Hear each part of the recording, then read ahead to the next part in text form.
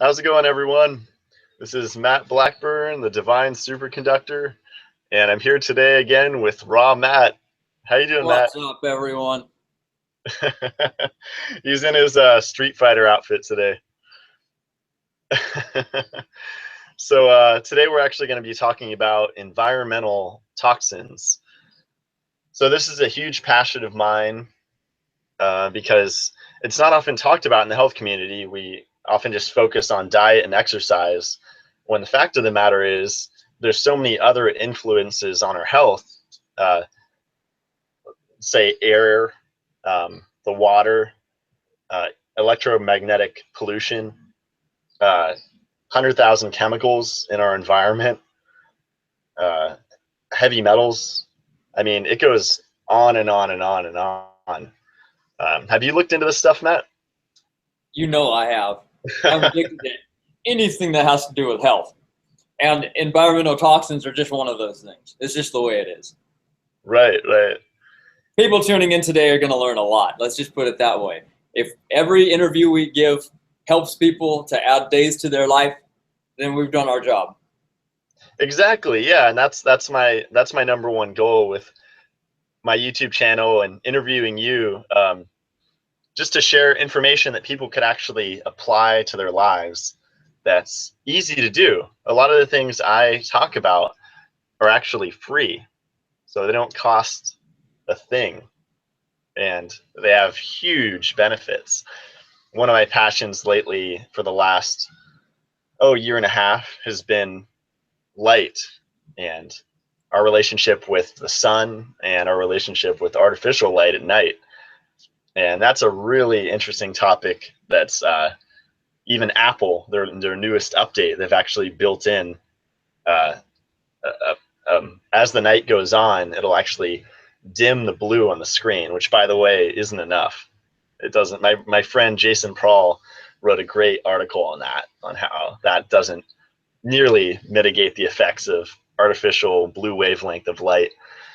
So if I guess we can start there. We can just kind of jump around. Why not? I mean, explain to people why you're wearing the red sunglasses. Yeah, that's a great start. Okay, so these are called blue blockers, and they're a little bit of a actually a fad right now in the health community. A lot of people are wearing them, but once you wear them, you will see why people wear them. You'll feel it. So I've been wearing these glasses, different types of orange tinted glasses, for like a year and a half. And the whole idea is that you put them on after the sun goes down. And what they do is they block artificial light from hitting your retina. So like artificial light from this is backlit by blue light. So when I look at that, let's say it's 9, 10, 11 p.m. I'm lying in bed. I'm about to go to bed, and I have this light blaring in my face. Well, it's mostly it's mostly blue wavelength, so it has a lot of colors in there.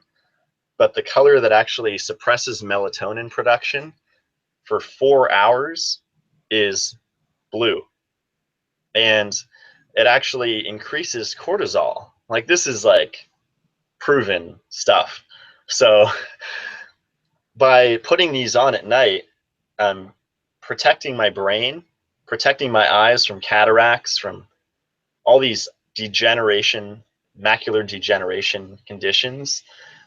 Artificial light destroys our eyes. Not only that, even if it hits our skin, it creates reactive oxygen species. But actually, artificial light just hitting our skin creates free radicals. So when I go out at night, my goal is to cover up. I'm always in a long sleeve, and I have my glasses on all the time. And there's a bunch of different ones of these. Actually, these were the cheapest cool ones I got before. These are on Amazon for like $8. And these are like construction glasses. And these block 99.9% of blue light. Same with these. These are carbon shades. They just had an Indiegogo campaign. They're like $100. Lasts forever. You don't look like a weirdo wearing these when you go out. I mean, you can see the difference. It's I'll get some looks wearing these, which I don't really care. You know, I don't. I'll do whatever it takes for my health. But bottom line is, when you wear these, you fall asleep quicker, you sleep deeper, you wake up more rested, and you basically just protect your brain and your nervous system from this barrage of light. And the key is, it's kind of useless unless the next day you go out in the sun first thing in the morning. Even if it's cloudy out, there's still ultraviolet coming through the clouds. And even if it's just 5 seconds, 10 seconds, really just a bright whap between 6 and 10 a.m., it'll actually start the cycle of our glands in our brain. So it'll stimulate the anterior pituitary gland to release all of its hormones. So it like opens up the store for business. So luteinizing hormone, follicle stimulating hormone, growth hormone, all these chemicals, all these like anti-aging chemicals are released, and it's a one-time effect. And if you do this, say you stay up late till 1 or 2 a.m. and then you go out and look at the sun and it's like 1 or 2 p.m., it's kind of too late. So it's kind of like working in this rhythm with the light and the dark cycle. And when our body gets yoked or in tune with nature's cycles, that's when we experience health. And that's been a fascination with me and light. So at night, I want darkness. In the morning, during the day, I want to be bathing my skin in ultraviolet. I want to be bathing my eyes in ultraviolet. And the sunlight has equal amounts of blue and red light, and that's what balances it out. So blue light isn't bad inherently, but it's bad when we get it at night. But when we get it in the morning during the day, that's when it's a medicine. It'll balance us out. So what do you think about all that, Matt? Have you looked into that? Or I'm loving it. If you think about what our ancient ancestors did in the past, you'll find too that they also dealt with light in a very unique way. They only have fire at night. Candle or burning a fire. What spectrum is fire? Red. Much easier to go to bed after being around a campfire. Those things help balance the body, grounds it, makes it more natural. I love it. Yeah, at night, when I can, I have like tea candles that I light. So in the bathroom, when I'm brushing my teeth or doing my nightly protocol right before I go to bed, I'll just do candlelight when I can. And the Himalayan salt lamps I've found worked really well. I've had mine for like 5 years, and that's a really soft light that gets filtered through that stone, that salt rock. So that's really cool. So yeah, to me, light is an important environmental toxin, because if you go out to a grocery store at night, let's say Whole Foods, and there's these artificial fluorescent lights are blaring down in your body, blaring down in your eyes, that's super toxic to your body when it's done at night. It's like a stress that actually ages you. So that's probably my one of my top things is mitigating the artificial light. So another one I know you're familiar with, Matt, is air. You're really into air, is that right? Absolutely. Every breath we take of every moment of every day has to deal with the purity of air that we're around. And a lot of people don't think about it. They'll get a job that surrounds themselves with bad, toxic air. You know, construction, they'll be around a construction zone. They're using chemicals. You'll walk into a gym, you'll smell plastic. I can't talk with this thing. You walk into a gym, and what do you smell? You smell the plastic coming off of those things. What are those? Those are VOCs. Those are volatile organic compounds. Those are the last thing we need to be inhaling when we're gasping for deep breaths of air while we're working out. These are horrible for the human body. How do soldiers come back from Iraq and they have depleted uranium all throughout their system? It's because they're holding guns right next to their face, and every ammunition round that they fire is filled with uranium, and it turns into a vapor, and then they inhale it. and it gets into the environment and it never leaves. And these people that come back have children that are being born without eyes and arms, and the same thing is happening over there in Iraq and Afghanistan. And it's a destruction to the environment itself and to our health. And people don't think about the very things that we're surrounded by can be very toxic. So like you said, yes, air is a massive thing that I'm very interested in, people getting as many negative ions and clean, filtered, beneficial air all the time. I love it. Yeah, and I want to go into the problem a little bit more before we go into solutions. But you mentioned uranium, so we might as well talk about radiation for a second. I recently, like this year, I've been looking into radiation solutions, and I'll ask you what your solutions are. But my one of my top ones is actually baking soda or sodium bicarbonate. They found that actually can clean a whole bunch of radiation. MSM, organic sulfur, is another one. It'll actually bind to radioactive isotopes and form sulfates. And sulfates can only stay in the body for 24 hours. So MSM, organic sulfur, is excellent. Baking soda. And I'm a big fan of Dr. Gabriel Cousens' work. And I know you really like his product, Rad Neutral, which is like $60. And it's a one-time protocol where you just take the bottle, and it's supposed to be a permanent solution for radiation that protects your cells from radiation for the rest of your life, which is really interesting. Yeah, and fruits themselves are also very good. Pectin is a very good, powerful binder. Most people derive the supplement from what are called apples. You know, there's high concentrations of pectin found in that. Pectin binds to it itself. That's why a lot of raw foods are so very healing in themselves, because all of them are very clathrative. They all have open bound molecules, so they attract themselves to different things. You can, I mean, we'll talk on xenoestrogens in a little bit, I'm sure, for when you drink out of plastics and things, and these hormone mimicking estrogens come into the body, and things like blueberries are very good at binding to these elements and pulling them out.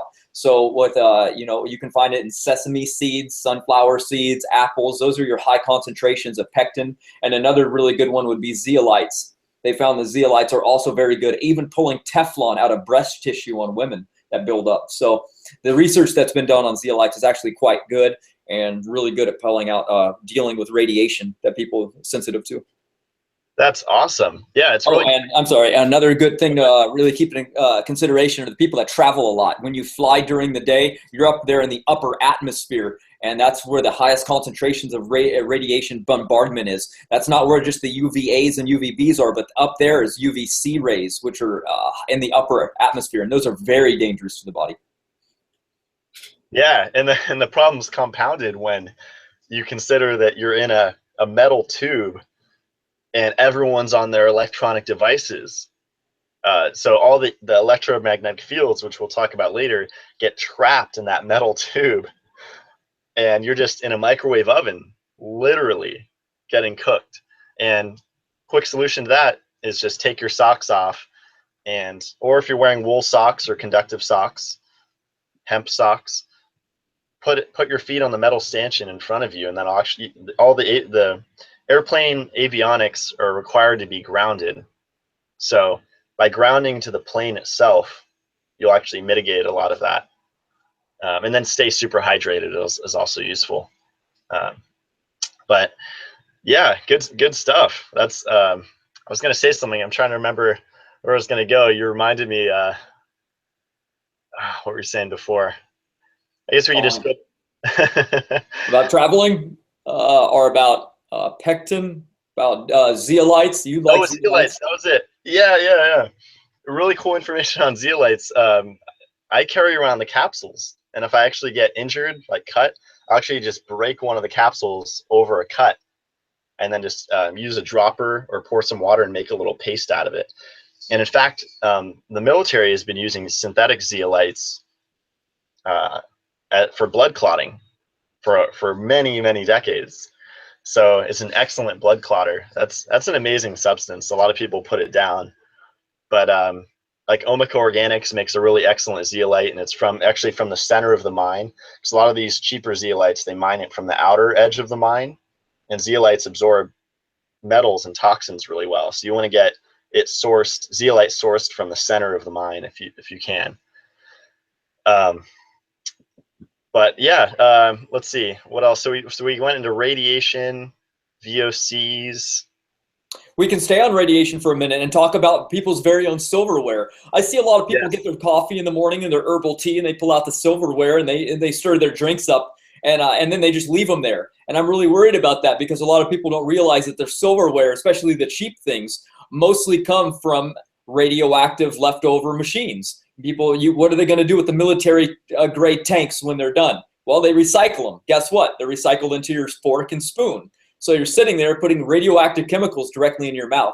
It's a consideration for people to not really use those cheap, low-grade materials. Awesome. I'm so happy you brought that up. I actually made a video about that. And yeah, that's huge. And there's actually even nickel in the silverware. It's a heavy metal. And it's one of the easiest things you can do is just buy a set of bamboo ware. So a fork, a spoon, and a knife. And that's all I use now. And what's cool is I'm really into magnetism, electricity.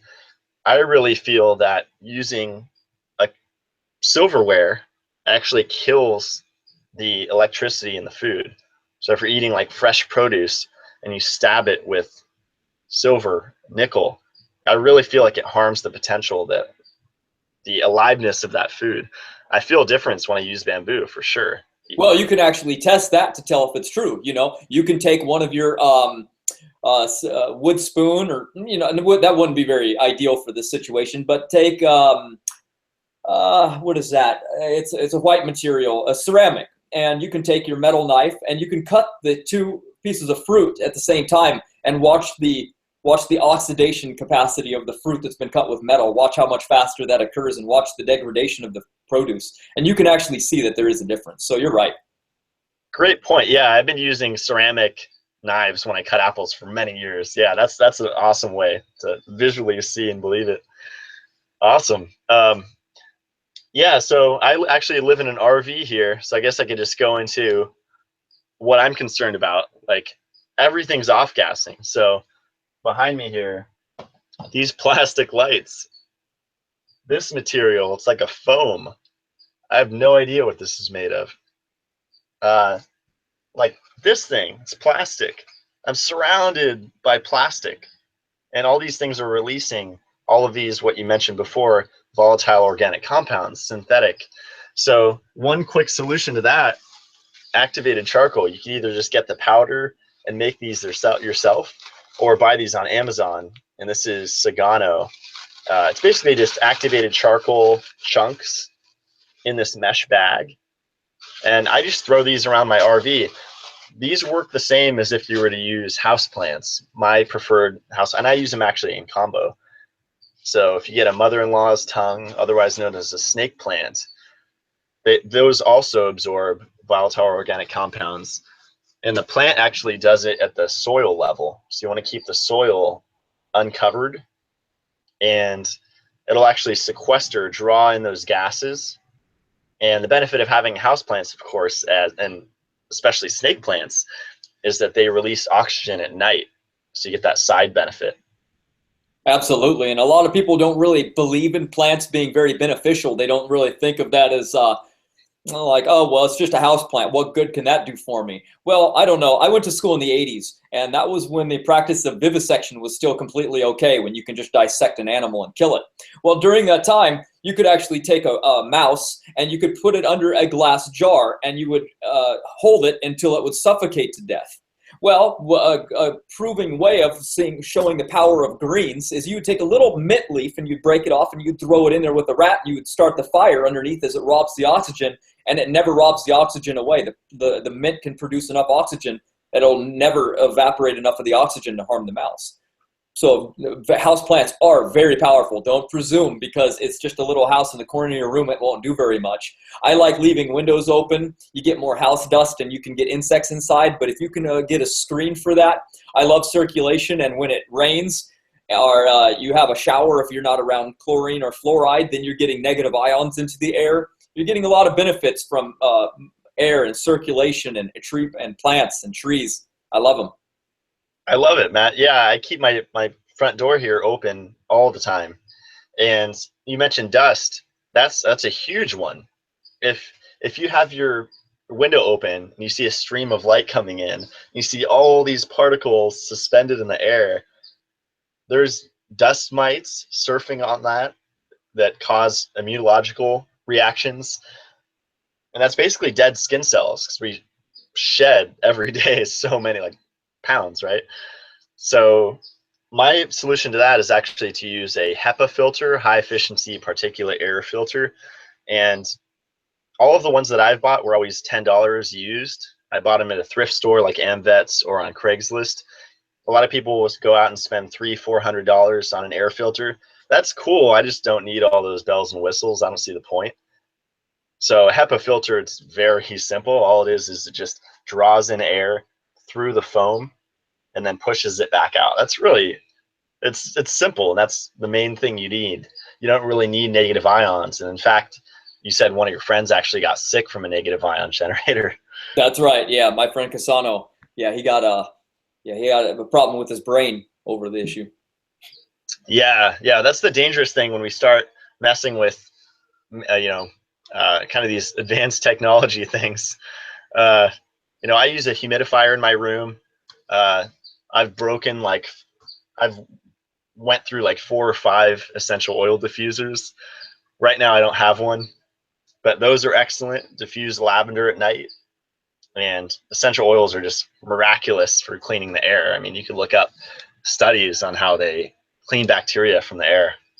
I love it. I love it. By the way, just a reminder, maybe you should look for some questions on YouTube, and then if not, we'll get back into some xenoestrogens and the compounds that are around us in the house that we shouldn't be touching and putting on our skin. Yeah, that sounds great. Let me see. I don't see any on Facebook. Let me check YouTube here.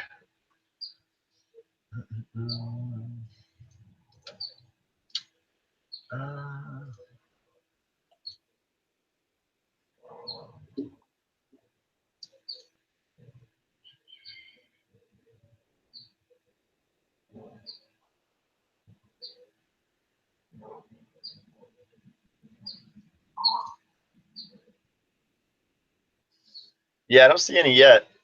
Alrighty.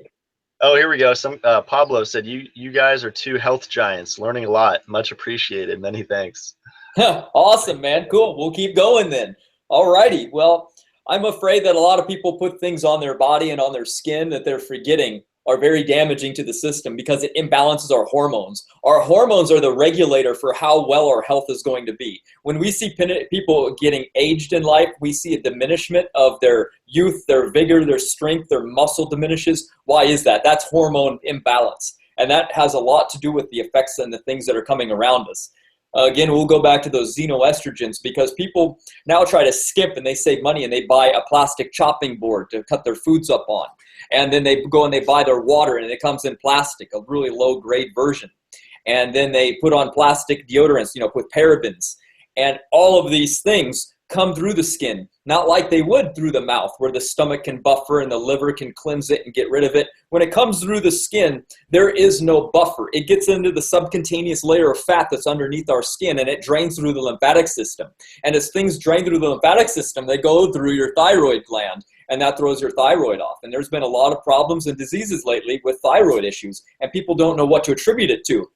They go, well, that's a new disease. Well, you don't inherit a new disease. This comes from something. So I have a theory on that, but I would like you to chime in first, Matt. What is it? I love that. That's great. Yeah.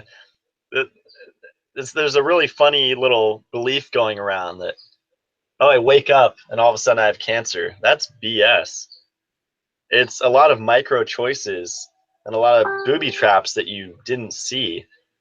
And then over time, you develop whatever disease, A through Z, you want to name it. And it's a lot of it's caused by these environmental toxins. It's pretty much no genetics. We're starting to find that out. Good, I love it. Yeah, genetics doesn't play a really factor in that. A good example would be myself. My mother has the BRCA gene. She's had breast cancer. She got it when she was 25. that is not a consideration for me. So it's just that's not going to happen, even though I can carry the gene for it. It's what Angelina Jolie has right now. Remember, she's concerned with the BRCA gene. So there's a lot of misconceptions going around because we only catch wind of theories and people that don't know much about it, and they don't study it. They just catch wind of the gossip going around, and that's a big problem. I'm not a gossip fan. I'm a knowledge fan.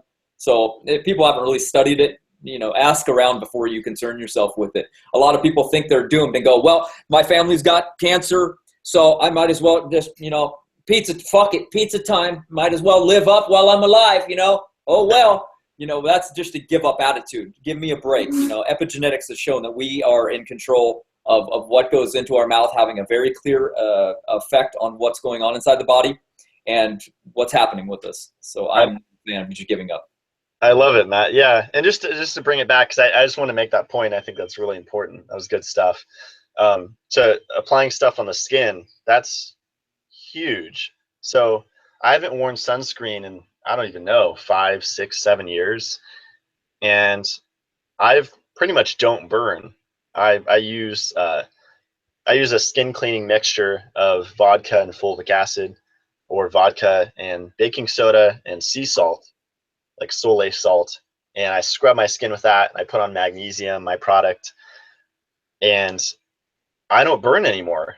And it's really what's in the skin, like all the toxins. I'll actually use, see if I have it here. I use a spoon, and I actually scrape. Oh, here we go. Yeah, I was doing it today because it was really hot in the RV. If you can see that black, that was like after I showered. And I just scraping my body with this. So that's like plastic, 100,000 chemicals coming out of my skin. It's pretty weird stuff. And where do we get it? Receipt paper. The ink on the receipt paper, bisphenol A. When I go to the gas station to fill up my car, I keep gloves in my door compartment. And I just grab the gloves, put them on, and I don't have to worry about petroleum, diesel hitting my hand. A lot of weird chemicals in there. And just think of all the people that touch that thing. It's not being a germaphobe, it's just realizing that's one of the dirtiest places in the city, right? Absolutely. It's disgusting. I got fired from a job at Long's drugstore. I was a cashier, and my hands would be black all the time. And this woman came up, and she had her child in the basket and in the cart. And when she got up to the front, she had a little ball that he was biting on and handed it to me. So I scanned it without any care or concern. I was foolish, and even though I was foolish, I wasn't that crazy. So I gave it back, and she gave me the money, and I gave her change. And she gave the dollar bill to the kid, and he put it in his mouth. And I said, "Hey!" And I smacked it out of his hand. And I said, "Hey, your kid almost put that money in his mouth." And she's like, "That's what I gave it to him for." I'm like, "Well, look at my hands. Look how disgusting they are. I mean, are you really going to do that to your kid?" She's like, "You don't tell me how to raise my kid." And she raised hell, and I ended up getting fired for it over that. So it's pretty ridiculous, really. But I mean, when you can visibly see the disgustingness of money coming off on your hand through, I'm not touching other things. I mean, I wasn't a bagger. I was just touching money. And literally my hands were black after about 4 hours. That's amazing. Yeah. Really filthy. It's so sad with kids, because I'll see in the grocery store or on the street, mothers pushing their baby, and then there's like a cell phone right next to the baby's head, like in a little pocket. I'm just like, oh my, like, it's so sad because the kids have no defense against all this stuff. And oftentimes the parents are often spoon feeding them these poisons. Absolutely. If you look at the rate of autism, it's about 75 to 80% in males. They haven't developed the protection barrier of the blood-brain barrier until a good 18 months in. So they're a lot more susceptible to things that are coming at their body and at their immune system and things like that. And especially when they start getting vaccinated and things like that, that mercury, the MMR vaccine invented after about 1980, or 1990, that MMR vaccine was 3 vaccinations in one. So it's 3 times the dose of mercury. And that in the human body of a male isn't really developed enough to tolerate that amount of bombardment to the system. So it's a shame, because like you said, the children have no option about what's going on. They're left to their parents' knowledge. And we found that women that have their umbilical cords tested for toxins have over 245. So they're literally riddled with toxins going into the fetus before it's ever even born into this world. That's amazing. Yeah, it's quite the matrix scenario we're living in. Absolutely, man. It's bizarre. But hey, if we can help wake up even, 10 people, and those 10 can help 10 more, then it'll spread like a wildfire. I don't care if we're talking to one person right now. It'll help, it'll help them, and it'll help their family, and it'll just keep on going. A lot of people don't like to talk unless there's a huge audience of people. Screw that. That's craziness. That's selfish, greed. I completely agree, Matt. Yeah, I've had the huge privilege. It's such a gift. Nothing lights me up more in this life than to awaken an individual, even if it's just to one facet of health, and just kind of bring awareness to them. That really just lights me up and gives me so much energy. It's such a gift. It's awesome. That's awesome, man. I love it. Any more questions for us yet on anything? I don't think so. Let me check here. Oh, here we go. We got a few. Let's see. Astral Purpose said, do these toxins stay in our skin, and can you get them out? Do they slowly drip into your bloodstream as they're absorbed? Once they're in there, how can we get them out and repair the damage? Excellent question. And yeah, I'm glad you said to check, because that's really important. I'm a huge fan of the sauna, particularly the dry sauna. So most people are familiar with the steam sauna. That's called a wet sauna. But in the health community, they're becoming popular, really popular, is the infrared sauna. There's near infrared and there's far infrared. The far infrared tend to be a little cheaper generally. I mean, you could build your own near infrared supposedly for a few $100. I bought my far infrared sauna used on Craigslist for $230, and I've had it for, I don't know, like a year and a half. I haven't had any problems with it yet. And that is the #1 tool I would recommend for getting these things out of the skin. So you go in that sauna, half hour, I like an hour, and your pores open up and you start dumping all this stuff. And if you want to take it further, you make an elixir. I drink sometimes 64 ounces when I'm in there. I'll have 2 wide mouth mason jars, and I'll fill it with water. I'll add about 1 or 2 teaspoons of activated charcoal, sometimes a tablespoon. Magnesium bicarbonate, my product. A little bit of sodium bicarbonate, and that's basically it, and some stevia. I'll also make like a turmeric, ginger, lemon, basically anything that's going to pull toxins, because you're right, once you're pushing these out, they're going to come out the skin, but they're also going to come out inside into your bloodstream. So the magic of drinking an elixir in the sauna is that while they're coming out, you're drinking this elixir. So for the things that are getting in your blood, all the toxins, it's going to, especially the charcoal and the magnesium bicarbonate, huge. It's going to bind to those things and pull them out. Magnesium's like a huge heavy metal chelator. And a lot of the metals will actually get, a lot of the chemicals, in fact, they get stored in the adipose, the fat. That's why overweight people, it's like, oh, I got to exercise and eat less. No. Dr. Jack Cruz, he exercised less and he ate more and he lost weight. It's all about detox. It's not about changing your diet and trying to like be strict or whatever. It's about getting all this toxic crap out of your body, and then you'll lose weight effortlessly. If you sweat an hour every day, I mean, I've heard stories, guys losing 20 pounds just going in the sauna for a week and a half, eating junk, eating GMOs. So it's like, it's just getting these toxins out, and increasing the protocols that you're doing to get this garbage out faster than it's coming in. That's the key. I like it. I like it. If you don't have access to one, you can even do it with your own shower. I mean, you spend a lot. You waste water, that's for sure. But if you've got a good filter on there, and you know that you're not on municipal water, so there's no chlorine or fluoride, or things like that that you're going to be turning into a vapor and breathing in. If you can't avoid it, open that shower curtain all the way up, let it drain out. If you have a window, open that. Some things are unavoidable in life, and that might just be one of them. But you can get some hot water. It'll open up those pores. You can take a brush and you can brush your skin with it. It'll move that lymphatic around. Movement does it, but some people are elderly. They're in a bed. They have a broken leg. They can't move. Skin brushing all the way. It'll move that lymph around when they can't move, or when you don't want to move, or you're tired, or you're hurt, you have an injury. You still have to have these biological functions moving, and sometimes you don't have access to an infrared sauna, or they're just too expensive or something. So I got to give them options to people. The activated charcoal that you mentioned is a very good one. It's absorbative. Or adsorbative, because it adds things to itself. It draws them in like a magnet. And bentonite clay is also a very good one because it works for pesticides and herbicides, and that works like a sponge by absorption. So it adds to itself and it grows in size as it goes through the body.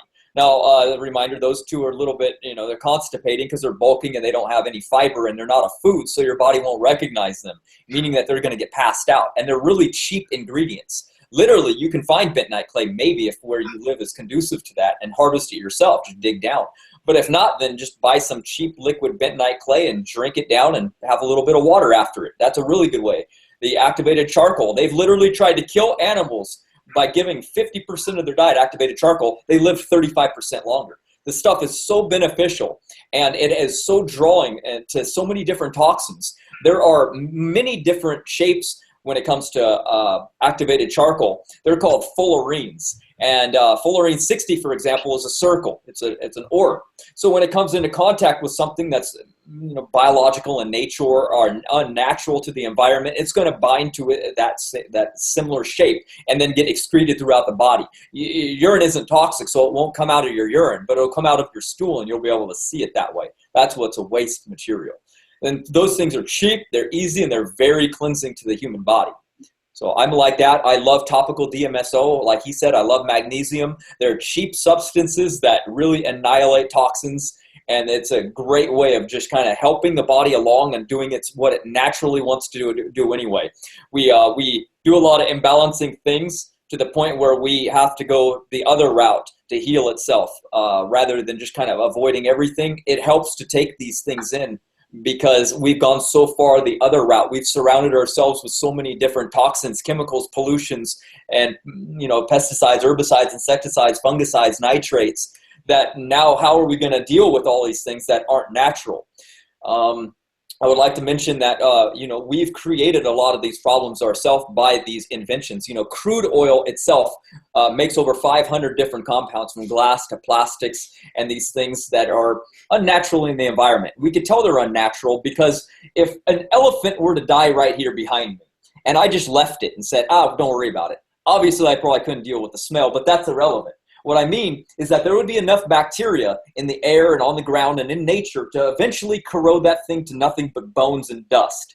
That's what's in the air. However, that same element that's in the air will take this glass bottle and do nothing with it. So the bacteria is very confused as to what to do with this glass bottle. So it mutates. And it mutates to do this. And now we've created the flesh-eating bacteria of the world, the mutant bacteria that now harms us. And when we eat off these plastic things, we're ingesting these mutant, xenoestrogens. And our body has never been designed ever in history to deal with that and cope with that. So we have to use these exogenous materials like the charcoal, the bentonite clay, the magnesium, and they really help aid the body along to getting these things out, because just by simple methylation through MSM or B12, it's not really enough anymore. So I'm a big advocate of helping it along with these supplementative products, and eating raw foods, vegetable juicing, not fruit juicing, and lots of fiber in the diet. We're very low on fiber. So I don't want to go on a long spiel. I'm just saying that that's what I like a lot, and that's what I do. So I love it, Matt. That was a really excellent description, and it made me think of the bacteria in the hospital, the antibiotic resistant, like staphylococcus, right? That's right. Yeah, they keep hospitals real cold because of bacteria, and the proliferation of, when you go into a tropical region, you find more life forms that are there because of the heat. They incubate in that warm area, and they keep the air as pure as they can. But did you know when you walk into a birch forest, the air is actually cleaner than in your doctor's office? The trees that they produce, the air that's in that area is more clean than you would find in a doctor's office. Astonishing. That's a great point. I love that. Yeah, we're kind of like mentally like we're into sterile, like everything clean. I made a video on Homebiotic. It's really cool. Bulletproof made like this probiotic spray for the home that's supposed to compete with fungus. That's another issue we can get into, mold, later. But yeah, great points. We can keep going through the questions here. Someone asked, what are the possible concerns with the paleo diet? That's not really on topic. What do you think, Matt? Well, we can still answer them. I mean, it's not necessarily on topic, but we can do real quick. I would say that the number one concern would be the preparation of the foods. A lot of people are going to the raw fish because it's the easiest proteins to absorb. And when you're dealing with raw fish, you're getting the high amount of radiation that's now in the environment. You're getting the parasite toxicity, which is an overload in most raw fish. You're getting the mercury content, which my friend Kerry Simon died from a violent disease called multiple syndrome atrophy, and he ate a lot of sushi and fish because he owned Simon Restaurant. It was his own restaurant. And then you get into the red meats, and you find that red meat is directly correlated with heart disease. So you're just not really finding a lot of benefits as you would expect from a longevity program. I'm into longevity, so I really kind of leave the paleo thing alone because I haven't seen a paleo civilization that the more meat they eat, the less they live. So I really don't. I'm into longevity. I can't find any research to prove that the paleo is longevity confirming. So I don't do it myself, but Matt does. Yeah, I tried the paleo diet. I've tried all the diets, essentially. Liquidarian, I mean, you name it. But what I find interesting in relation to this topic of toxicity is the pollution of animals, because one of my previous mentors, Glenn Calkins, he said that the animals act as the first filter. So, a secondary filter. So you're not eating the primary toxicity. So like plants, the animals, the toxins will actually get stored in their organs. So if you're not eating those and you're just eating the flesh, then you're getting less toxins. And then on the other spectrum, because I listen to everybody, I don't just get stuck in one blinder thing. No matter what diet program I'm on, whatever, I listen to the opposite view all the time, every day, pretty much. And Gabriel Cousins, he said that animals actually have up to 30% higher pesticides. So you're getting 30% more if you're eating animal foods. So even if it's dairy, he was saying, I don't know, there's so many little factors, what the farmers are feeding them, blah, blah, blah.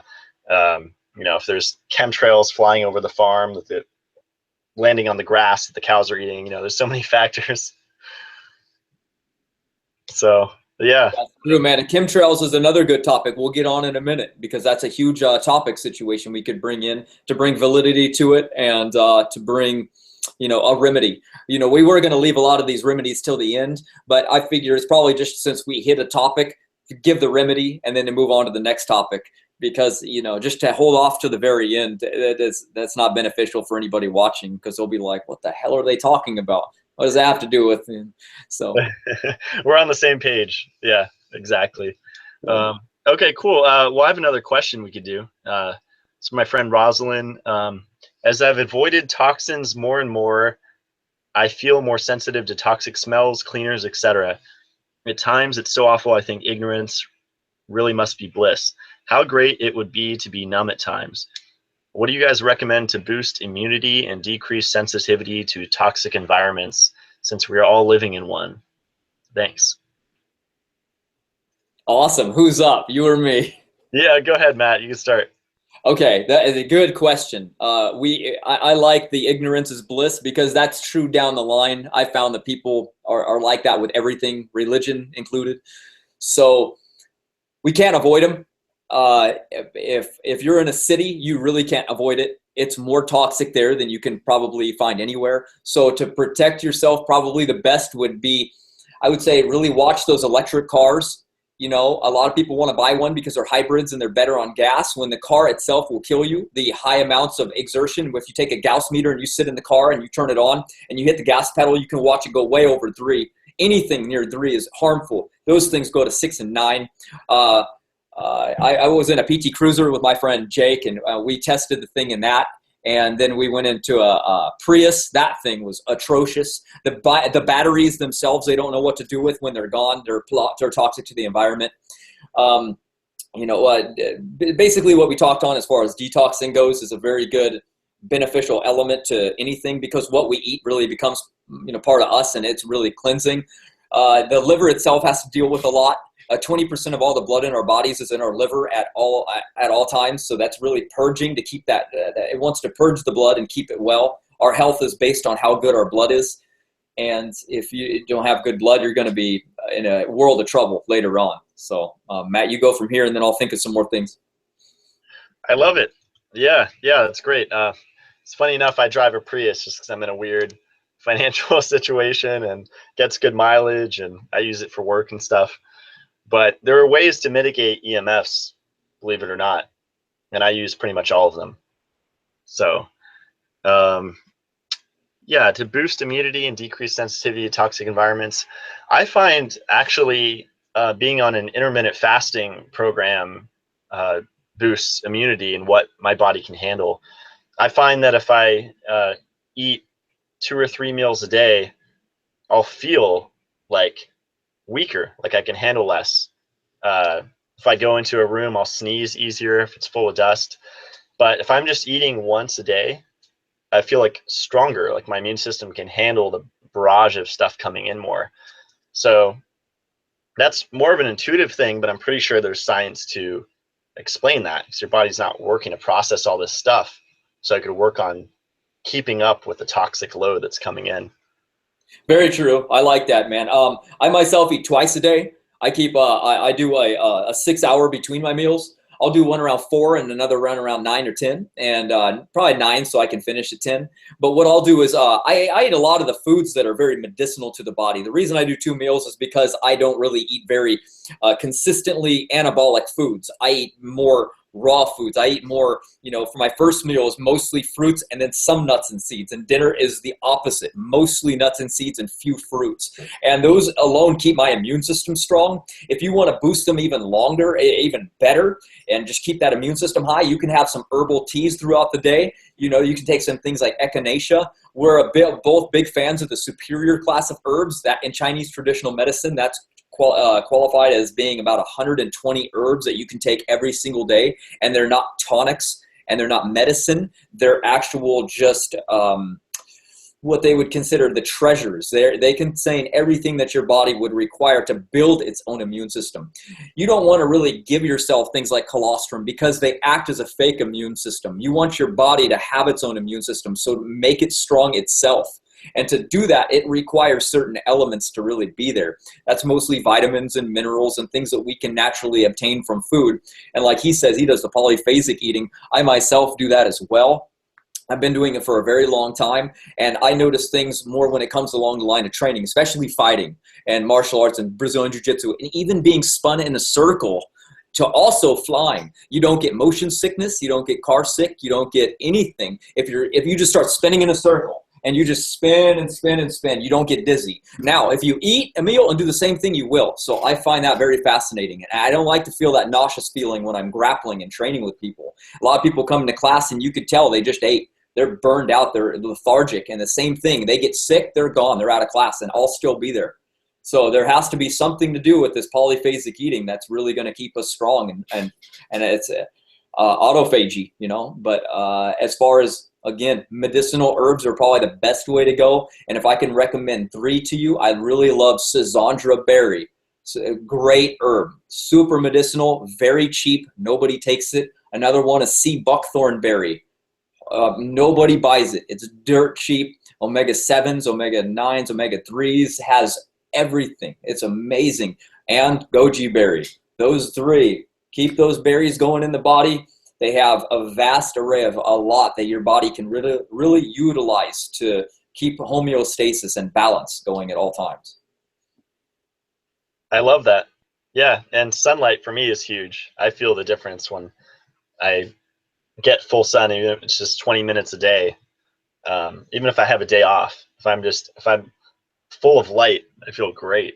So that's another thing. Cold showers are also amazing. Woo! I do 100% cold showers every day, and the water actually isn't that cold here. When I did it last year, I did it for, I believe it was like 3 months in the winter is when I started it. And I measured the temperature of the water and it was like high 50s, which to some people was like, get out of here. That's nothing. You know, they have like deep wells coming up and it's a lot colder, but I mean, it works. All you need is the surface cold. You don't need to start shivering. All that's needed for that cold thermogenesis positive benefit is just to get the surface cold going. Is what they found. That's So right. Yeah, exactly. Only when you guys are starting to get sick and you feel something being onset. That's the first stage of your body throwing this out. So you're already got the sickness. You've already got the flu. You've already got the sore throat, whatever it may be. But you can remedy it amazingly fast by doing this cold hydrotherapy. But that's the type that you want, the really cold water. You can get in a cold shower, the coldest it can go, or if it can't get cold enough, like he said where he lives, fill up the bathtub with a couple things of ice. Get in it for 1 minute. Submerge your body up to your neck, 1 minute, get out. Massage your body. Massage it until you're 1 minute and then get back in. Do it 3 times. What this does is this makes all the blood rush from your parts of the body, like your fingers, your toes. It wants to keep you alive. It doesn't care about these things. It wants your liver, your heart, your brain to function. It wants those. It wants to keep them. So all of the blood rushes to those vital organs and they purge themselves. They throw off. They increase white blood cell count and they purge viruses, toxins, and a lot of these things that the bad bacteria, anything that might be compromising your immune system. Cheap, free, instant way. If you're underweight or too old, don't do those things. They're hard. They're too hard on the immune system to cope with. So avoid them for that reason. But otherwise, if you're middle-aged and you're in good health, good weight, I recommend it. That's a good way. If you've got feel something coming on, I love it. that's excellent, Matt. Yeah, and the last thing on cold showers I'll say is, divine superconductor. I'm really into magnetism and electricity. Anyone knows you jump in the ocean, you get that whoa, or especially if you do hot cold therapy. If you're at a spa, you go in the jacuzzi, jump in the pool, back and forth. It's that energy rush you get, and that actually has really deep science behind it. So it does 2 things to our electric body. It actually increases the function of our mitochondria, the power plants in every cell, by actually bringing the cytochromes closer together. So electrons, as they're flowing across the mitochondrial membrane, they actually don't have to go as far. So your mitochondrial efficiency goes through the roof. And also, just by simply cooling your body, our mitochondria are like semiconductors. They're like little microstars in our body, magnets, micromagnets, but they produced a huge field. Actually, one mitochondria can light 1,500 houses in the US for a whole year. So these are powerful. And our heart has up to like 10,000 mitochondria. One cardiac cell has that many mitochondria. So when you get in the cold shower, you actually, the cold hitting your cells, our cells love the cold and increases the magnetic effect. And it works better. So it's like our body's electrical. Put your cell phone out in the hot summer's day, have the sun beating down on it, you'll get a heat warning. Take that cell phone, put it in the freezer, and it'll work great. It'll work better. So our bodies are the same way. It's electrical, nervous system, electrical. We're electrical beings, magnetic beings, and cold makes us work better. So I think that's a pretty good point. I like it. I like it. Are there any more questions, or should we move on to some chemtrails real quick? I think that might be it for now. Let me see. Yeah, Astral Purpose is blowing up the feed. Woo! Let's see. Have you heard about the BX protocol? I haven't. Have you, Matt? BX, what does it stand for? I have no idea. Yeah, That's news to me. yeah. Let's go into the chemtrails. So that's these aerosol particulates. I used to work at juvenile hall for 4 years. I was a teacher, and I would be out with the kids at PE, and these kids are running laps, huffing and puffing, I'm looking up at the sky saying, what are these guys doing? Tic-tac-toe in the freaking sky. Across the whole freaking sky, these white clouds. Super unnatural. Oh, probation officers, oblivious. You know, kids, oblivious. Of course, I was trying to tell the kids about it. Hey, don't, you know, just get on the detox when you get out of here, because look up. There's something going on, right? And exercising outside under those things, whoa. Like that's, I don't know if that's beneficial, honestly. So what do you think, Matt? Yeah, I'm not a fan of them. I was curious as to what they were as well, but I got very lucky myself, and I knew a guy by the name of Robert Roeder, and he owned and managed a place called Nature's. It was called Nature's RX at the time, and it was in Palm Springs. And he was a Seventh-day Adventist. I don't know how high-ranking he was. He was really into it, though. And what he did is he was actually in the military, and he flew the planes that would drop that chemical. So I had to ask. I said, well, what's going on with this? You have to tell me. And he said, what it is it's not designed to like really harm anybody, but nothing's really ever been studied on it. All we're doing is we're creating a canopy above so that when our enemy, whoever it may be, is looking down on the United States with radar, can't penetrate these fake clouds that we were making. And he said they're with a mixture of some heavy metals. So, you know, it didn't really concern him. And he goes, you know, I asked him, how are they? Is it biological warfare? He goes, no, we wouldn't be dropping it on ourselves. It wouldn't make sense to do that. So they don't think that it's really much of a concern at all. However, we have Hashimoto's disease, which is directly linked to the chemtrails.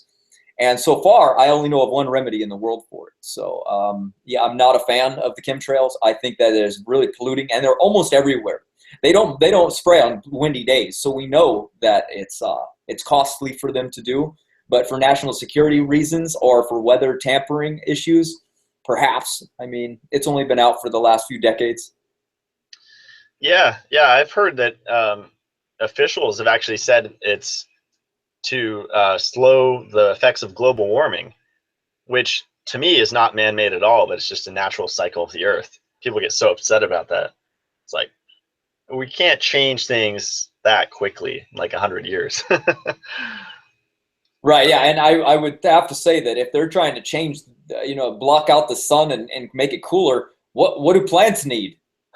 We need sun. They need the sun. It's ridiculous. Why would they stop something that's so natural in a way, man? It's just crazy. It doesn't make any sense. Well, that's where you get into the depopulation agenda, which I think that's what's going on. Reduce the world's population to 500 million in perpetual balance with nature on the Georgia Guidestones, the first tenet of the 10. Honestly, I think that's what's going on with all these toxins. And aluminum, one of the key ingredients in the chemtrails, along with barium and strontium. And I mean, watch the documentary, What in the World Are We Spraying? But these metals, especially aluminum, reflect UV. And what do our immune systems need to work? Ultraviolet. So I don't know. I mean, the metals rain down on the plants. They coat the solar panel of the leaves in this light reflective substance. They coat our skin in this light reflective substance. This is why I'm really into cleaning my skin. I don't really care if vodka is good for my skin or whatever. I'm trying to get the UV into my tissues. That's all I care about. So, yeah, what do you think about that, Matt? Well, it makes sense. If you think about what the human body is, and you think about like how what would we be designed for? We're hairless, long-limbed creatures of almost like a subtropical region where we can walk over and pull a fruit off of a tree. It's real natural design, and it's we go in the colds and we almost want to put something on. It's more of like we're meant to have sunlight on us, and then with the detriment and destruction of the ozone layer, then now we're getting skin cancer, huge amounts of it. My grandfather spent his whole life outside. He was fine. My mother spent some time outside. She's still getting skin cancer zapped out of her body. I mean, there's a big difference between just a few generations going on what the damage that's coming in. So it's a shame that the very thing that's supposed to be our medicine is now our toxin, and we have to be careful with some of the sun, whereas we're restricted now to a time frame. Well, we can go in the morning and then at night, but watch that midday stuff. My grandpa didn't give a damn what time of the day it was. He was outside working all day long. You know, you look at pictures of Native Americans, they're old men standing outside all day long, completely fine. Nowadays, I don't know if that would be even possible to do. So it's so complicated. It kind of annoys me a little bit when people are like, life is simple. No, it's freaking complicated. We live in you have to accept that simple fact that life is really complicated right now, and it's okay. Make it fun, learn.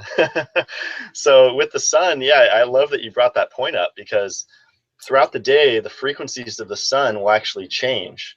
So you only get UVB in the middle part of the day, from what I understand. And at sunrise and sunset, you get more of the other parts of the UV spectrum.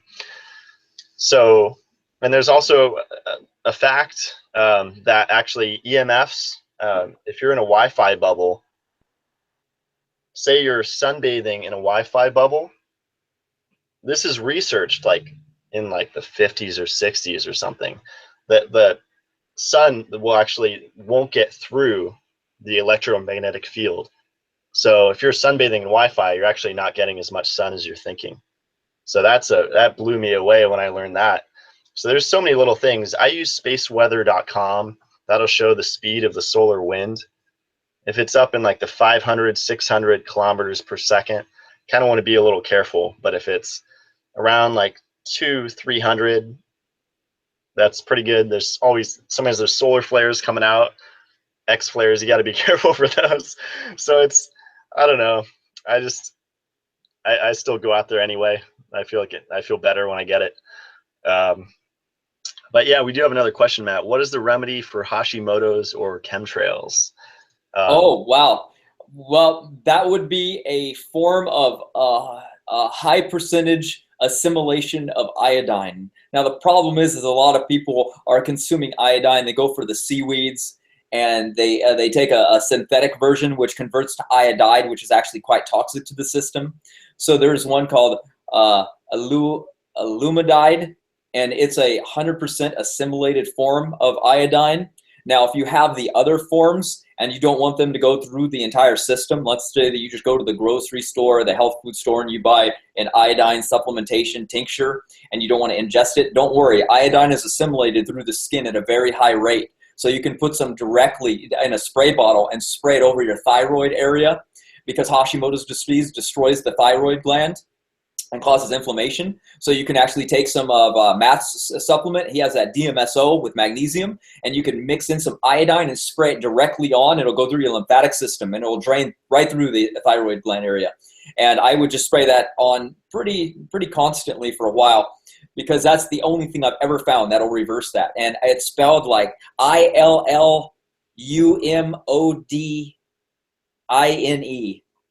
Yeah. That's on Gabriel Cousins' website, right? Yeah. Yeah, he has a version of it. Exactly. I don't know the company that makes it, but I know Gabriel Cousins had it. Mm-hmm. But this was years ago, so he might still. What do you think about the Lugol's, Matt? You're not a fan? Say again? The Lugol's, transdermal iodine? Oh, yeah. Any iodine really doesn't have to be really ingested too much. You're not in too much fear. And the seaweeds themselves are a lot of broken down by the hydrochloric acid of the stomach, and your assimilation of iodine really can become overboard or not enough, because iodine is really attached in the body and left for weeks at a time. Literally, you can take dulse or kelp, and then a week later test your blood. You'll still have high levels from that dulse and kelp. So if you're really trying to fix your thyroid, it's really it's not going to be enough for the thyroid, but it's going to be too much for the body. So you really want it to have to go through the thyroid constantly to cleanse it. So that's why I'm a big fan of that form that's totally assimilated to the body. And then it can go where it needs, and that's going to be the thyroid gland. And then you can spray it on directly over that region. So that's the cure that I know for it. I love it, Matt. Yeah, that's awesome. And I use this thing. I don't have an affiliate link, or I don't promote I don't sell these or whatever. I just am a huge fan of them. PEMF. There's over 2,000 clinical studies done on pulsed electromagnetic field therapy. And it's basically all it is a metal coil in here wrapped around really tight with a north and a south pole. And if I held this up to the laptop and I turned it on, it would wipe the hard drive. Same thing with a credit card or the phone, because this is like 6,000 plus Gauss moving magnetic field. So to go ahead and get this device for like $300 from Sota, there it is, and you put it on your thyroid gland there with this side, and while you're doing what Matt said with the iodine, my magnesium, the DMSO, and you spray it on, rub it on, and then you pulse it with this, I can imagine how powerful that would be, because you're actually going to put magnesium in the tissue too, which is going to make it more conductive. So this is going to work better. So if I had Hashimoto's, I would probably do that protocol. That'd be pretty powerful. Yeah, definitely. Let's be glad that not a lot of people have it, but that's directly related to chemtrails.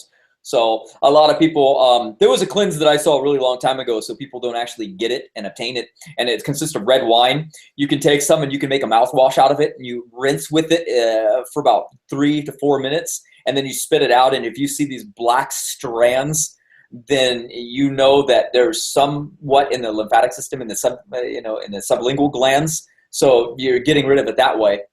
And then you know that you might have a little built up, because the next persecutor to Hashimoto's disease would be, like, let's say that you live in an area that's prime for that, like a major city or by a military base. You can take, you got to really watch the cruciferous vegetables, because the very next thing that happens after you get Hashimoto's disease, or goitrogens form, your body's unable to break down the goiters that are in the cruciferous vegetables. So you'll start to see inflammation, and then big goiters form. So that's just a perpetual bombardment of all disease incubates. So, you know, you got to hop on protocols pretty quick, especially if you live in bad areas. You can go into a city and there's no negative ions in the air. You go out to the forest and there's tons. So, why, you know, move outside on the outskirts. You'll save money and be a lot healthier. I love it. Yeah, recently it's really funny you brought up that mouthwash. I've done that with wine before, and I didn't really see anything come out. I did the wine mouthwash.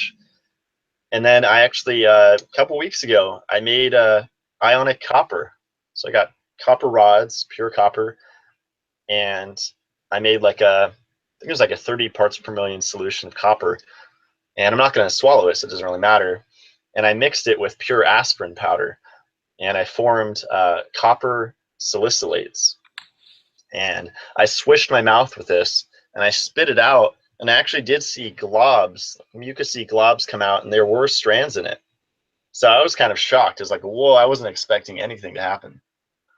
I like it. I like it. For a lot of people out there that might be listening, when we're talking about these like cleanses that have to do with mouth, the swishing in the mouth, this goes back to ancient times. Kind of like when the ancients used to look at the sun, they would make a fist and they would hold it up, and when it got to the top of the hand, they could, you know, going down, and then they would stop at the top of the hand. They would know like what level they could look at it, what not. And you know, they would do an ancient oil pulling. They would take sesame or sunflower oil, and they put it in their mouth, and they would swish it for about 5 minutes. And when you spit this oil out, it's golden amber color, which is all the vitamins actually are gone, and you're left with an oil that's pretty empty. So it acts like a magnet, and it pulls these things to it. So that's why the alcohol works so well. Is the alcohol is a very powerful solvent, and so when you're putting that in your mouth and you're not actually swallowing it, it's going to assimilate a lot of those vitamins, but it's just going to be left pretty empty. But it's still a solvent, so it's going to be pulling things towards it. So that's why it works, and that's how the cleanse got started and found in the first place, because they identified these little mucousy strands that he's talking about as biological and non-biological material. So that's very bad. Great. Yeah, I love that history. We just have one more question. What about iodine from cranberries? Cranberries are pretty good. I have a tendency to be really cautious on them because of the fructose content that's really in them. So a lot of people that are going to do a cleanse aren't going to benefit from that, especially if they have SIBO or they have like Lyme disease, and they got to really watch those type of things. They're acid, so that's good, but they always add sugar to cranberry. You're never going to find just like a raw cranberry juice. I guess you could make it, but that really doesn't happen too much. It's almost too powerful. So a little bit if you're going to do it. I'm not opposed to it. It's just not as cleansing as a lot of other programs out there. If you're going to be going to the grocery store and buying cranberry juice, that's not as cleansing. There's a lot more things that are beneficial than cranberry juice. Let's just put it that way. Right. Yeah, there's probably a lot of pesticides and stuff in that too. Just going to make it worse. Cool, Matt. Well, we ran out of questions, but I grabbed this thing. This is one thing I really want to talk about that we didn't hit yet. EMFs, electromagnetic fields. I've been talking about this for like 5 years, especially with just people on the street. And 9 out of 10 times I get the look that, oh, it's not a big deal. It's been crazy. But it's like, okay, how long have we had a microwave transmitter that we hold like 2 inches from our brain and beam these frequencies, these waves, and heat up the brain, literally heat it up. You can see it heating up. Not long. So I've read some really scary stats, like in the next decade or two, we're going to see an explosion of cancers like we've never seen before. So that's part of why I do so much study that I do now, because I do want to help people once that happens, because it is coming. We're like driving 150 miles per hour and we're going to hit a brick wall because all these people are stacking. I'm into positive stacking. I stack as many, if I learn about something, you know better, you do better. Once I learn something where I can do better, I do it. I don't care what it tastes like. I don't care whatever, I just integrate it into my lifestyle. EMFs, to mitigate, it's one of the easiest things you could do and one of the most powerful things you could do, because we were talking about the immune system earlier. EMFs shut down the immune system. EMFs dehydrate you. EMFs shut off your brain. EMFs lead to almost every disease out there, whether you want to call it cancer or diabetes, whatever it is, it'll exacerbate whatever chemical barrage you have coming in. So this is what's called a tri-field meter. And I just turned it on. Let's see, that was a battery test. So this is 0 to 3. And I'm holding it up to my laptop. I don't know if this will, yeah, you can see it going off a little bit. So we're looking at the middle one there. And Matt mentioned milligauss earlier, and he mentioned 3 milligauss. At the end of that solid red, that's where 3 milligauss starts. So you can see it's just about hitting that point. So imagine all day I'm working on the computer and I have my electromagnetic hands resting on this field for, let's even just say, an hour or 2 a day. That's freaking crazy. I mean, just think about it logically. It doesn't make sense. So what I do is I plug in a wired keyboard. You don't want wireless. You want to get away from wireless stuff, because that's the stuff that emits the most garbage, the highest fields. So this is a bamboo keyboard, and I have a wired bamboo mouse that I use, and a standing desk. And that works for me, and that's one of my EMF mitigation techniques. And I'm stacking 2 more at this moment. So I have a tachyon disc behind the monitor here, and then under the laptop. So I have 2 6-inch can't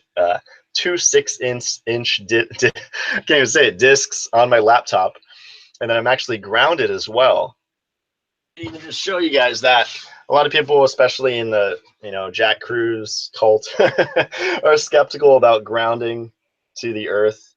I think that's BS. I think it's I've felt the difference when I ground at hotels on like the 15th story, even just plugging into the ground.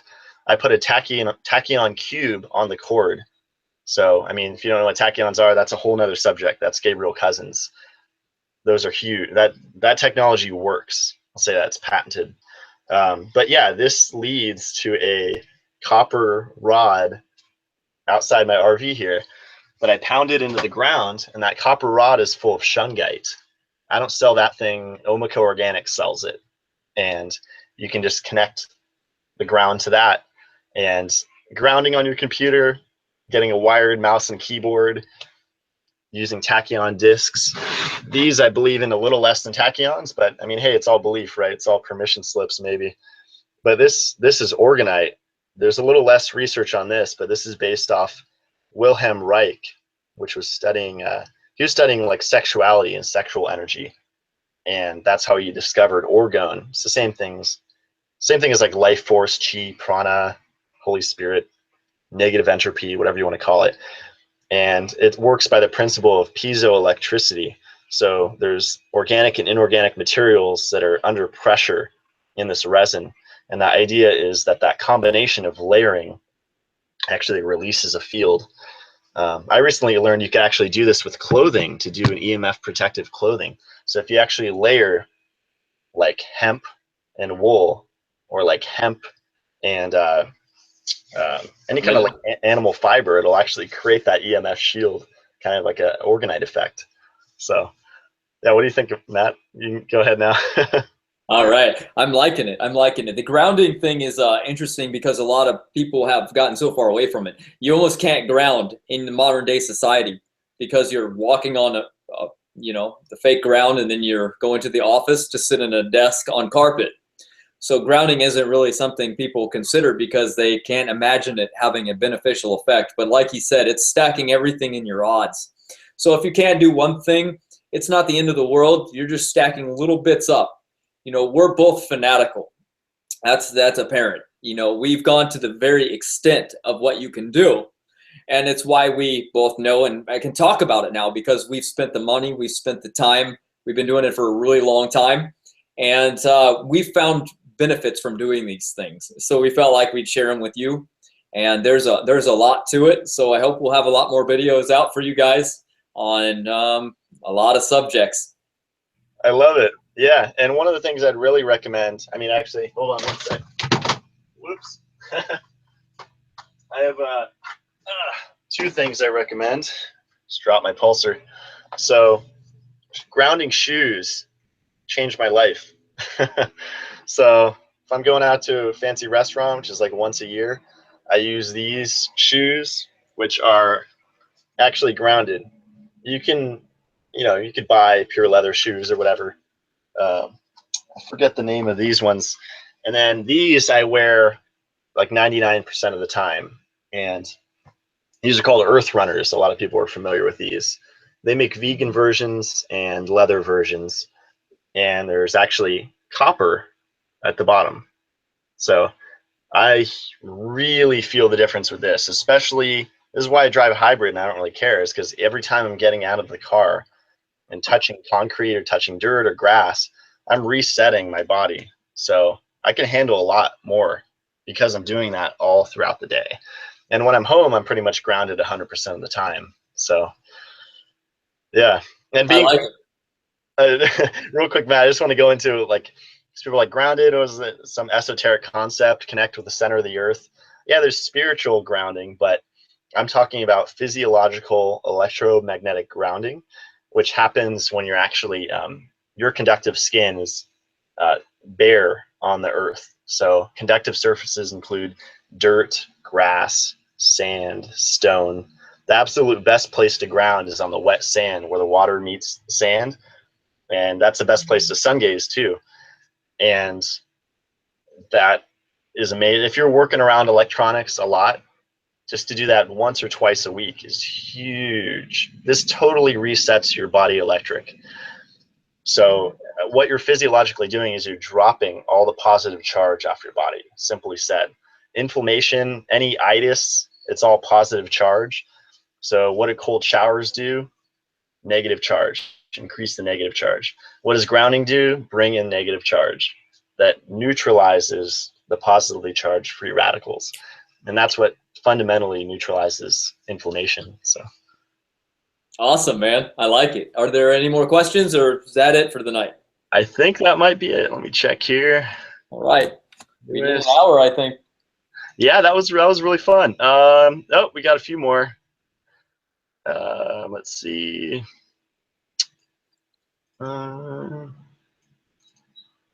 What does he think about nettle root boosting testosterone with SHGB inhibitors?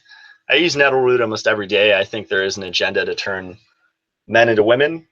So through xenoestrogens, I mean, azatrine, if you look up azatrine frogs, you'll see that this chemical runoff that's everywhere, it's pervasive, turns like 1 in 10 male frogs to female. So it's really important to have a plan to neutralize and take care of these estrogens coming in. I'm a big fan of pine pollen myself. Awesome, man. Yeah, I didn't know if he was asking me or you. It doesn't really matter. We both pretty much agree.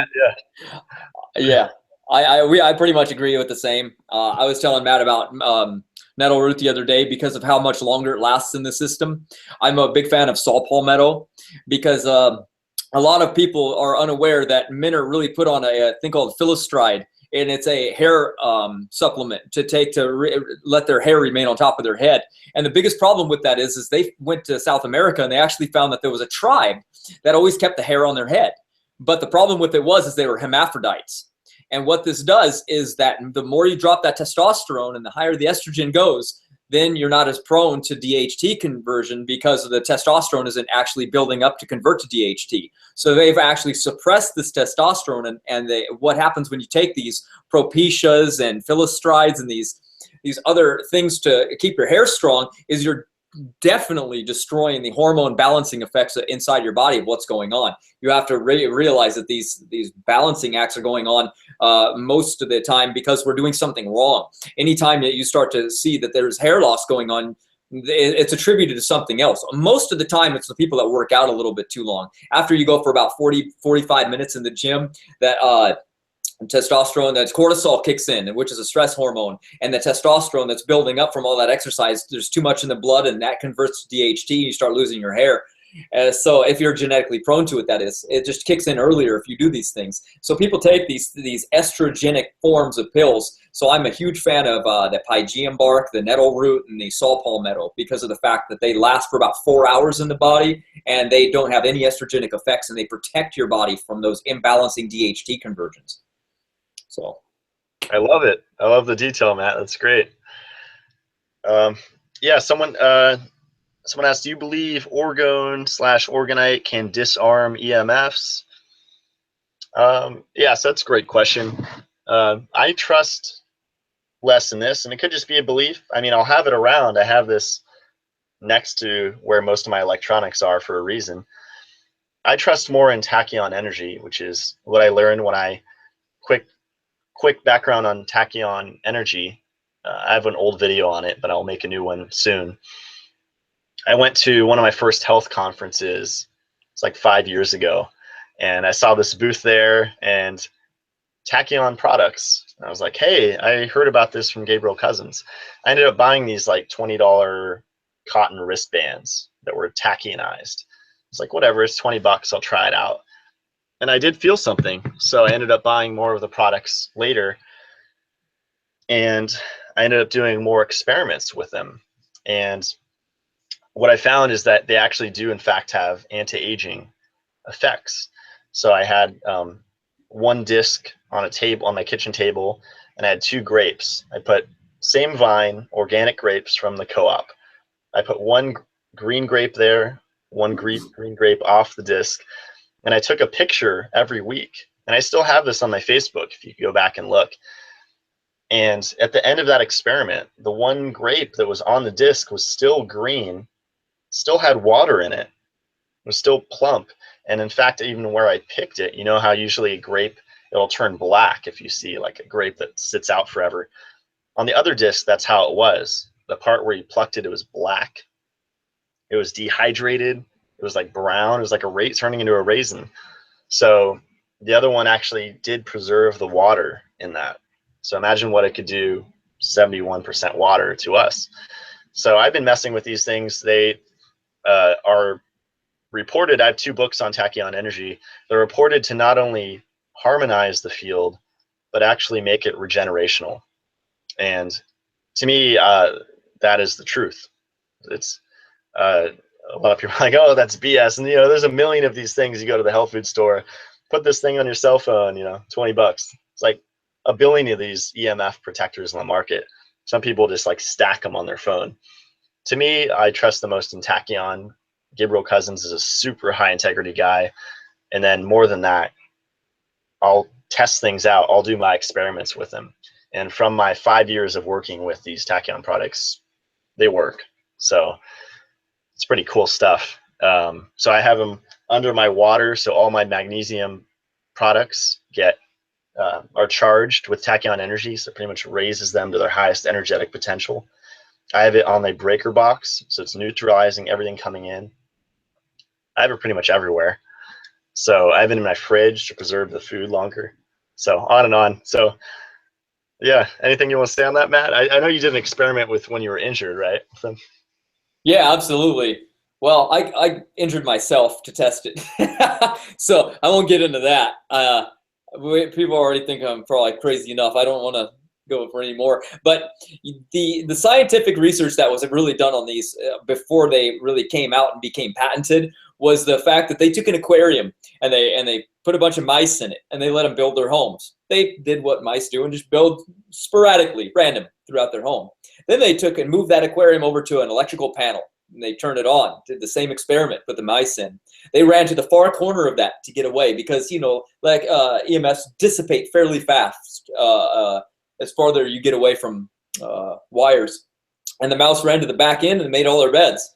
They didn't move them. They took the mouse out and scattered up all the chalk or whatever they create beds with. I don't know. And they put the tachyon disc on the type of that breaker, and they put the mice back in, and they did what they did before, was just make their beds sporadically everywhere else. So animals are more sensitive than us. You can put ants inside of a microwave and turn it on, and they can actually dodge the radiation. They can see things that we can't do. So any animal experiment where they're doing things with tachyons and they can feel it, animals tend to like necklaces, like the dogs and cats have their own tachionized necklaces now. That's really astonishing because they vibe towards such a thing like that, because as humans, we're kind of, we can really be around a phone and not notice that it's actually making our bone structure weaker on the side that we're keeping our pocket. We're not as in tune as animals might be. So I do like tachyons, and I do have them myself, yeah. I love it, Matt. Yeah, we'll cut it off here in a second. I just want to say, yeah, I really worry about my loved ones and people that are close to me with electromagnetic fields, because it's one of those things where it's like the balancing act of convenience and health. And to me, it's way beyond the dangers of what we even imagine. So what I'll do is I'll turn off 4G. I'll turn off cellular data if you have an iPhone. And if you can't even put it in airplane mode, that's ideal. But I have a Pong case here. So that's PONG, and that blocks, I think it's like around 50% of the radiation, 58% or something. So it's a metal plate in here that will actually shoot it out the other side. But 100% of the time, I never hold this microwave transmitter up to my head. If I'm grounded and if it's going to be like 30 seconds, then maybe I'll do it. But mostly I'm using any kind of a headset. It's huge. So use speakerphone, turn off cellular data. Or buy one of these. There you go. Yep, exactly. Exactly. Yeah, the smartphones are the worst. Like if you go back to the old style phones, exponential decrease in radiation. It's unbelievable. Yeah, I'm glad you showed that, Matt. That's huge. Yeah, so I honestly feel a lot safer with the Pong case, and then I have 2 tachyon discs in here where the battery is. The battery is on this side, so they're facing this way. So it's shooting a field that's 12 to 15 feet through the phone, neutralizing it. And then I'm always grounded anyway. Then I use a headset, I use speaker. So there's all these tricks. But yeah, that's one of the last things I want to say on EMFs. Just if you go to sleep and you live in an apartment complex, especially if you have neighbors that have Wi-Fi, if you I can do it right now actually. If you turn on your phone and you go to Wi-Fi, oh shoot, that's not going to show up, is it? Yeah, whatever. Anyway, yeah, you go to settings, you go to Wi-Fi, you'll be able to see all the signals I house sat earlier this year for my friend. I turned that on. There were like 10 signals, and there were actually ones that were interchanging, which means that there was more than 10 signals on my body. This was like the second floor. I was like, oh man, after like 3 days of sleeping in that apartment, I felt wrecked. My immune system just tanked. So one really powerful solution that is kind of innovative that I've never heard anyone talk about that I do is to use a grounding sheet with a lodestone on the silver threads, and then use a tachyonized cube on the cord. So it's a three-pronged method. And that's completely new. I've never heard anyone talk about that, and I've felt the effects from that. So that's a pretty powerful thing to try. So because the lodestone and the tachyon will actually dissipate a lot of that dirty electricity that will come through onto the silver threads, from my personal experience doing this for like, I don't know, a year. So pretty cool stuff. Yeah. Anything about that, Matt? Or? Oh, I'm loving it. No, that's good enough for people, man. That's great. Great. All right. Yeah, we'll close it out here then. Thanks for watching, everybody, and let me know what you want to hear on the next talk, and Matt and I will make a video on it. And until next time, thanks for joining us, Matt. Peace. All right. Peace.